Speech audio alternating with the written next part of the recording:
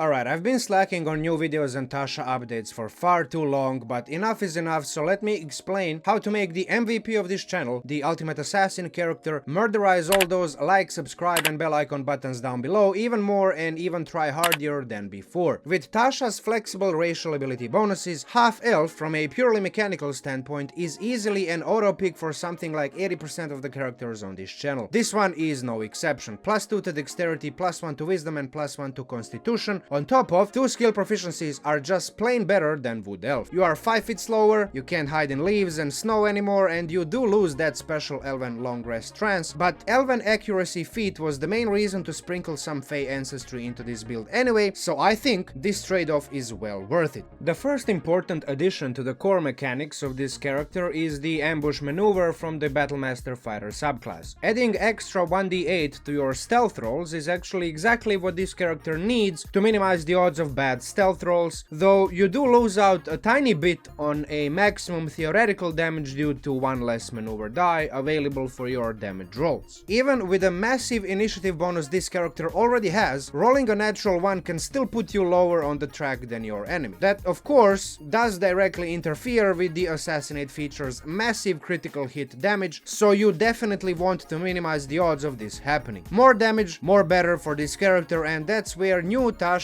Piercer feat comes into effect. With Elven Accuracy feat still there to provide 3d20 on all attack rolls, let's just assume everything hits, for the sake of argument, right? That's up to 80d8 extra damage from longbow critical hits, or 36 damage on average. This is more than 10% increase to the base average damage. Add to that rerolls of 1s, 2s and maybe 3s. Now, I wouldn't really reroll 3s on d8s, but that's just my personal preference. It mathematically does make sense, but I'm just superstitious about my dice rolls, so you do whatever you like. Now, of course, if you have like 70% chance of hitting your target, even with Elven Accuracy, I kind of find it hard to believe, but maybe you're fighting an armor class of like 28 million, so you're still like missing half of your shots, but 70% of that is what, like 0.7 times 390, 380? That's still a crap ton of damage. That you're still like in the range of 250 to 300 damage, which is ridiculous, right? That's like a supernova damage. Now, the introduction of yet another feat into this build does make things even wonkier than before, especially when you take into account 1 level of Twilight Cleric. A few of my Patreon Discord members convinced me to somehow cram into this build. Now, the benefits are undeniable. Eyes of Nights, 300 feet dark vision makes it so much easier to position yourself in total darkness and still be able to see your clueless victim. Unfortunately, it doesn't stack with Umbral Sight because it's a subclass feature rather than a racial trait. It's still a crap ton of dark vision range. Vigilant Blessing is what takes the cake here for me. It tremendously helps with the aforementioned unreliable initiative bonus. However, losing that 4th rogue level results in even 1 less ability score improvement, and with 1 extra feat in the mix, Piercer, which we just discussed above, you're now faced with the prospect of not even maxing out your dexterity score, let alone your wisdom score. And we can't really have that on a character like this one, right? So something has to go. With Elven Accuracy's 3d20 attack rolls and Vigilant Blessing plus ambush combo for ridiculously high initiative rolls, you could manage without the lucky feat. It wasn't really mandatory feat in the first place, but it was really nice to have. The main reason to take it was to mitigate bad initiative and stealth rolls, but as I've said, between all the advantages and high bonuses, it's again nice to have rather than I really need this. If you still do prefer having all the advantages, all the rerolls and all of that, this character is perfectly fine without the Piercer feat. Again, assuming all attack rolls hit, on average 350-ish damage without the Piercer feat, or like 380, 390 damage on average with the Piercer feat. The difference doesn't seem like that important in the context of conventional 5th edition combat. It's still a ridiculously large amount of damage. Unless you're rolling stats or using standard array, this choice will also affect your point buy. If you're playing on lower levels, then you won't really have enough ability score improvements for both Elven Accuracy and Piercer feat anyway, so a min-maxed spread will do. You can opt for a more cerebral character though, and it does make some sense. Hit points aren't everything. 10% better intelligence saving throws may be important to some of you who regularly deal with DMs targeting your brain via mind flayers and other brain invaders. You could switch the 12 in intelligence to 12 in charisma to have an easier time against spells like banishment, but now we are getting into individual table or DM or campaign contain specific considerations, which will always differ slightly from one another. However, with both Piercer and Elven Accuracy, assuming you're a sufficiently high enough level to be able to get both of those two feats, you have two feats that pump +1 into your dexterity. So something a bit different, something like this or this, seems clean enough to accompany all those 1-point ability score bumps. I won't do any math breakdowns in terms of damage and all the other stuff. I've done them plenty times for this character in older videos. Links for those are in the description down below. The main takeaway I want you to get from this video is that you can improve damage by roughly 10% via the Piercer feat, and also massively minimize the chances of bad initiative rolls with the Vigilant Blessing and Ambush maneuver, right? So that's more or less it. Those are like the broad strokes. I'm honestly not even sure when is the best time to slap that one level of Twilight Cleric into this character, because there are so many variables at play here. So I just rolled a d20, it stopped at 11, so as far as I'm concerned, that's the level to take the Cleric dip. So, you know, as per previous arguments, which I'm not gonna repeat again, I've decided to ditch the lucky feat in this progression breakdown, but if you prefer more rerolls over more damage, you can take it at the same level you would take Piercer feat. Everything talked about in this video is available in a wall of text format on my Patreon page. So, if you prefer it that way, Magical Secrets tier is for you. You also gain access to my Patreon Discord server, where you can ask questions or endlessly discuss 5th edition mechanics with like-minded individuals. This is all completely optional, of course, but if you find the Patreon perks worth the trouble, worth your time and worth your money, consider supporting my efforts over there. Special shout out to all of my current patrons. Thank you for your continued support. I know I've been away from YouTube for a while, but now I'm back and I plan to stay here indefinitely. With everything said and done, Minmax munching out. Talk to you soon.